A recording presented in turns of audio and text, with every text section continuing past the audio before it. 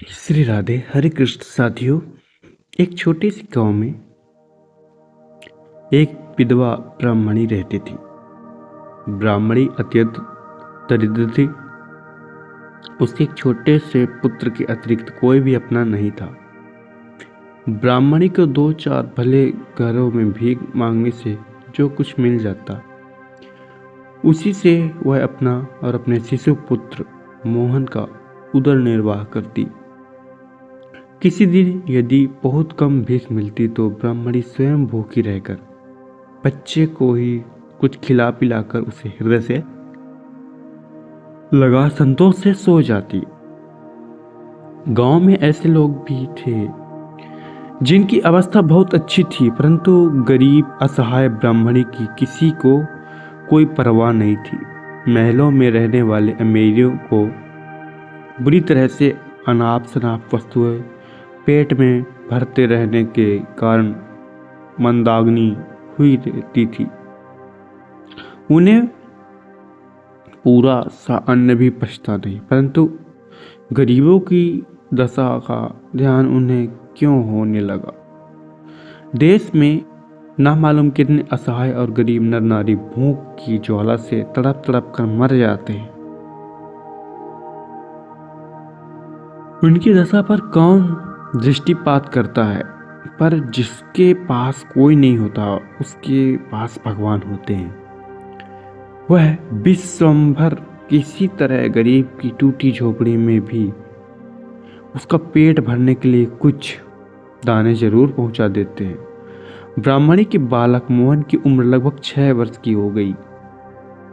ब्राह्मण संतान है, कुछ पढ़ाना ही चाहिए, परंतु किस तरह पढ़ाया जाए। गांव के अधिकांश लोगों की दृष्टि तो ब्राह्मणी गरीब होने के कारण घृणास्पद थी। ब्राह्मणी ने एक दूसरे गांव में मोहन के पढ़ाने का प्रबंध किया। एक दिन वह उसको साथ ले दूसरे गांव के गुरुजी के पास जाकर रोने लगी। गुरुजी को दया आ गई। उन्होंने बालक को पढ़ाना स्वीकार किया। मोहन पढ़ने के लिए जाने लगा। गांव 2 कोस था, परंतु दरिद्र ब्राह्मणी के बालक के लिए सवारी कहाँ से आती। मोहन पैदल ही आया जाया करता। यद्यपि उस समय गुरु के घरों में बालकों के रहने की प्रथा थी, परंतु मोहन बहुत छोटा होने के कारण न तो वह गुरु गृह में रहना ही चाहता और न ही माता को ही रात के समय अपने इकलौते बच्चे को आंचल में छिपाकर सोए बिना चैन पड़ती। रास्ते में थोड़ी सी दूर सुनसान जंगल पड़ता। मोहन को उसी में से होकर जाना पड़ता। सुबह सूर्योदय के समय ही वह चाहता और संध्या को लौटते लौटते अंधेरा सा छा जाता। इससे मोहन को जंगल में बड़ा डर लगता। एक दिन गुरु जी से के घर कोई उत्सव था, इससे मोहन को वहां से लौटने में कुछ देरी हो गई। कृष्ण पक्ष के कारण जंगल में अंधकार घना हो गया था।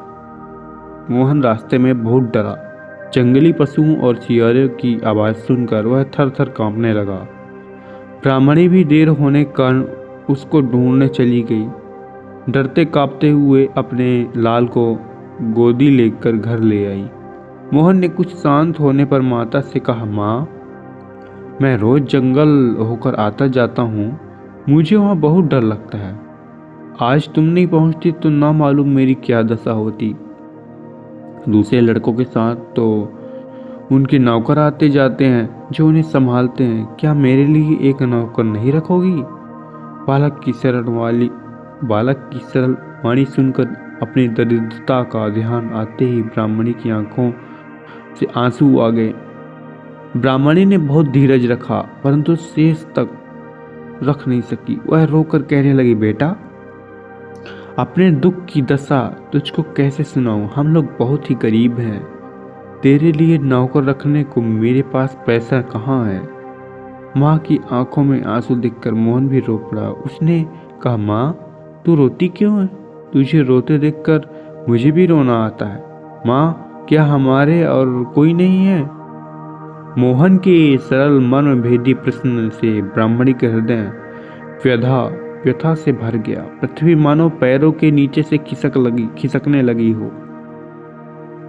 धीरज टूटने लगा, परंतु उसे तुरंत यह ख्याल आया कि ईश्वर तो अनाथनाथ है, क्या वह हमारे नहीं है?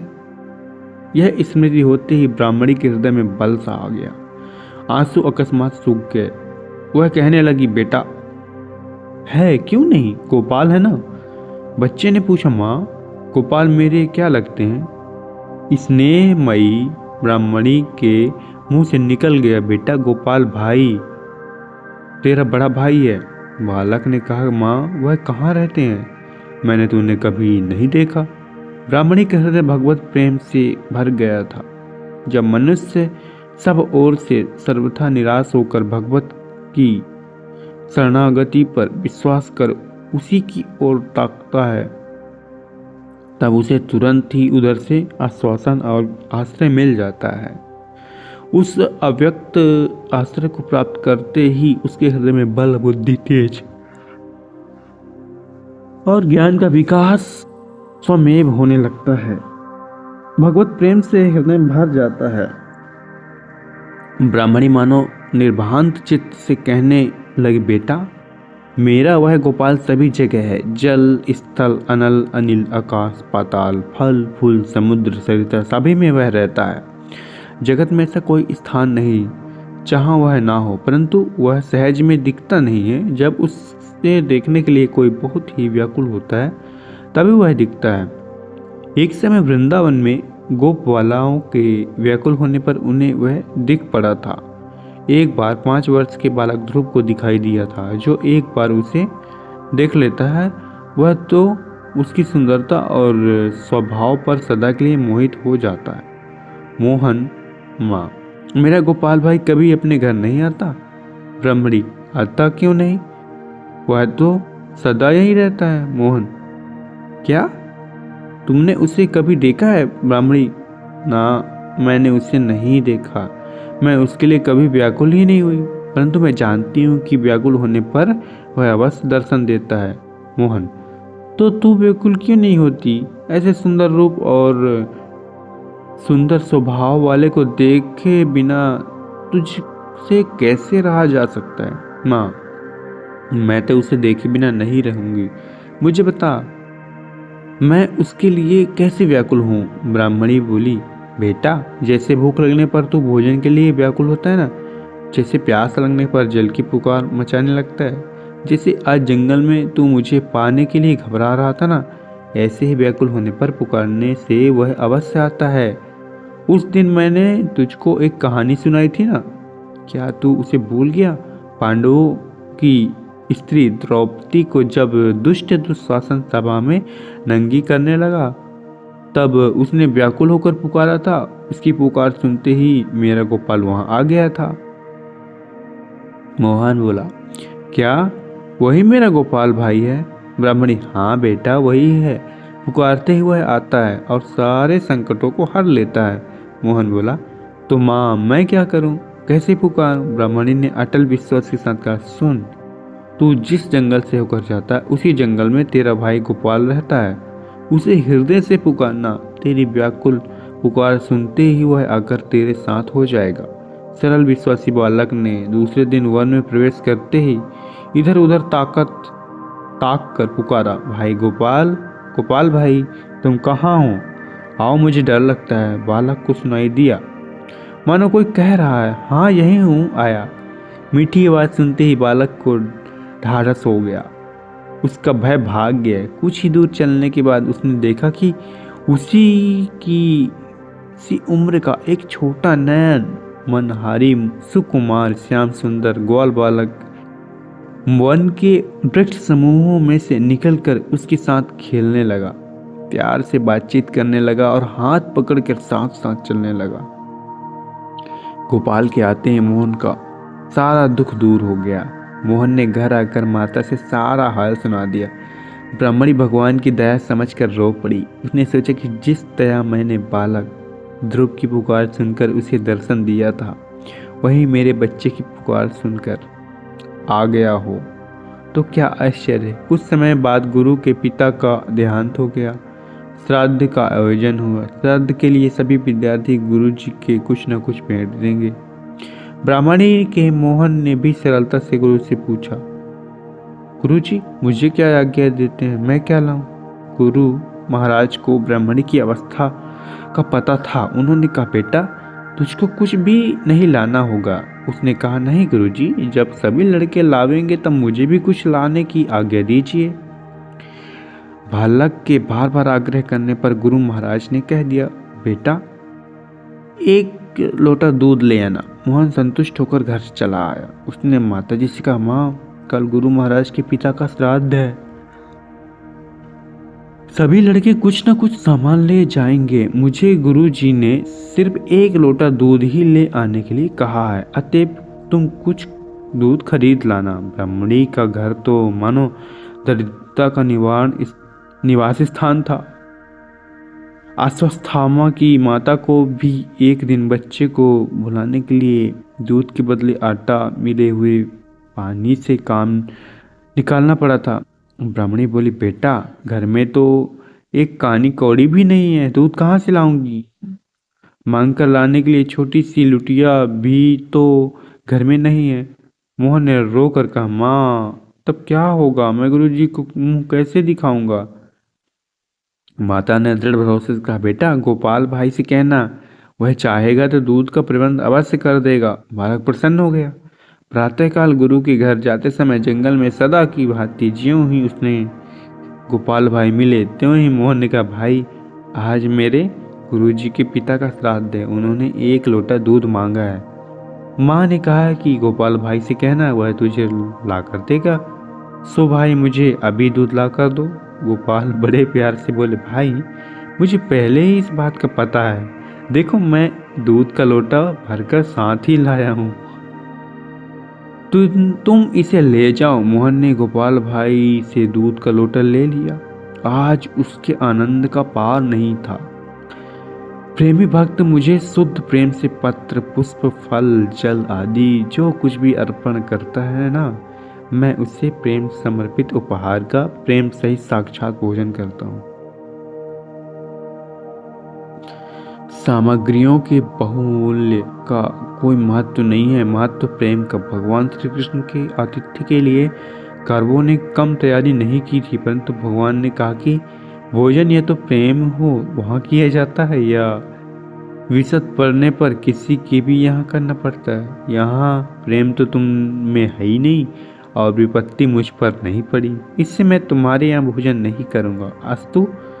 जब मोहन ने कई बार गुरुजी से कहा तब गुरुजी ने अवज्ञा के साथ झुंझलाकर एक नौकर से कहा, जरा सी चीज पर यह छोकरा कितना चिल्ला रहा है, मानो इसने हमें निहाल कर दिया। दूध किसी बर्तन में लेकर हटाओ इस आफत को जल्दी यहाँ से। अपमान से बालक के मुख पर विषाद की रेखा खींच गई। गरीब क्या करता, रोने लगा। भगवान की लीला बड़ी विचित्र है, वह कब किस सूत्र से क्या करना चाहते हैं किसी को कुछ भी नहीं पता लगता। नौकर ने दूध को कटोरे से उड़ेला, कटोरा भर गया पर दूध पूरा नहीं हुआ। उसने एक गिलास उठाया, वह भी भर गया पर दूध ज्यों का त्यों रहा। आखिर एक बाल्टी में डालना आरंभ किया, वह भी भर गई। तब नौकर ने घबराकर गुरु महाराज के पास जाकर सारा वृत्तांत सुनाया। श्राद्ध के लिए बहुत से विद्वान ब्राह्मण एकत्र हो रहे थे। इस आश्चर्य घटना को सुनकर सभी वहां दौड़े आए। देखते ही एक छोटे से लोटे में दूध भरा है, पास ही एक बाल्टी भरी है और कई बर्तनों में दूध छलक रहा है। गुरुजी ने नौकर से कहा, जरा मेरे सामने तो डालो। नौकर ने एक दूसरे बड़े बर्तन में लुटिया का दूध उड़ेलना आरंभ किया। बर्तन भर गया पर लुटिया खाली नहीं हुई। फिर दूसरा भी उसके सामने रखा बर्तन, वो भी रखा गया, वह भी बात ही बात में भर गया। दूध मानो द्रौपदी का चीर ही हो गया हो। तब तो गुरु महाराज और ब्राह्मण मंडली के आश्चर्य का ठिकाना नहीं रहा। गुरु ने पूछा, बेटा तू दूध कहाँ से लाया है? बालक ने सरलता से कहा, मेरा गोपाल भाई वन में रहता है, उसी ने मुझे दिया था। गुरु ने कहा, बच्चा गोपाल भाई कौन है? मोहन ने कहा, मेरा भाई है। मेरी माँ ने कहा था कि तू उससे जो चाहे वो मांग लेना, वह दीनों का नाथ है, पतितों को पवित्र करता है, दुखियों को अपनाता है और निराधर का आधार है। व्याकुल होकर पुकारते ही आता है, जो चाहो सो देता है। बालक की बात सुनकर गुरु के हृदय भर आया। उसने उठाकर उसे छाती से लगा लिया। घड़ी पर पहले जिससे तृष्णा थी वही अब अत्यंत आदर का पात्र हो गया। जिसको गोपाल अपनाते हैं ना, उसे कौन नहीं अपनाता। उल्टे सीधे हो जाते हैं, विष भी अमृत बन जाता है। ब्राह्मण मंडली भोजन करने के लिए बैठी। आज श्राद्ध के भोजन में मोहन के लाए हुए दूध की खीर बनी थी। खाते खाते ब्राह्मण अघाते नहीं थे। आज की खीर का स्वाद कुछ अनोखा ही था। क्यों ना हो, जिस प्रसाद का एक कण पाने के लिए ब्राह्मण आदि देव सदा तरसते हैं, वही आज श्राद्ध भोजन के रूप में सबको प्राप्त था। ब्राह्मणों को मन तो नहीं भरा, परंतु उस महाप्रसाद की प्राप्ति से वे सुर मुनि दुर्लभ पद गाकर सदा के लिए तृप्त हो गए।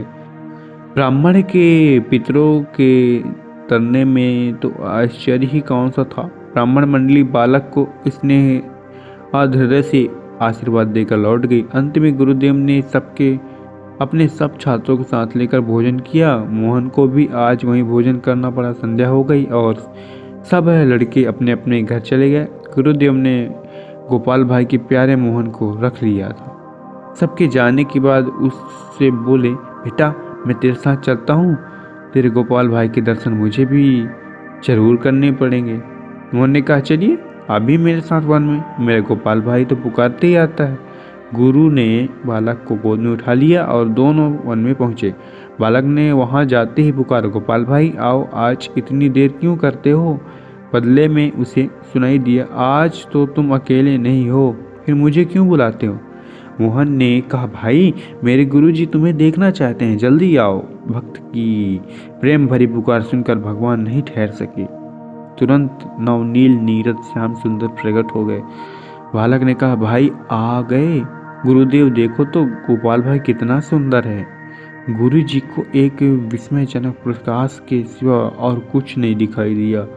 उन्होंने कहा, कहाँ है, मुझे तो इस उजियाले के सिवा और कुछ भी नहीं दिखता। बालक ने कहा, यह क्या बात है गोपाल भाई, तुम यह क्या खेल रहे हो। उत्तर नहीं मिला। भाई मैं तुम्हारे पास हूँ, तुम्हारा अंतःकरण शुद्ध है, उसमें प्रेम भरा है। तुम्हारा साधन समय पूर्ण हो गया है, परंतु तुम्हारे गुरुदेव अभी दर्शन के अधिकारी नहीं हुए।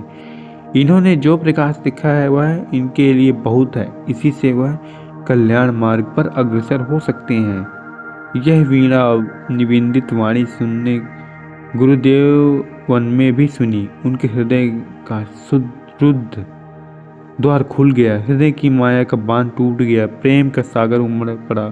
गुरुदेव गदगद होकर बोले, नाथ तुम्हारे दिव्य प्रकाश ने मेरे हृदय में घोर अंधकार को हर लिया है और तुम्हारी वाणी ने मुझे तुम्हारे दिव्य धाम के दर्शन करा दिए। अब मैं हृदय में तुम्हें देख रहा हूँ। प्रभु मैं यही चाहता हूँ कि मेरी सदा यही दशा बनी रहे।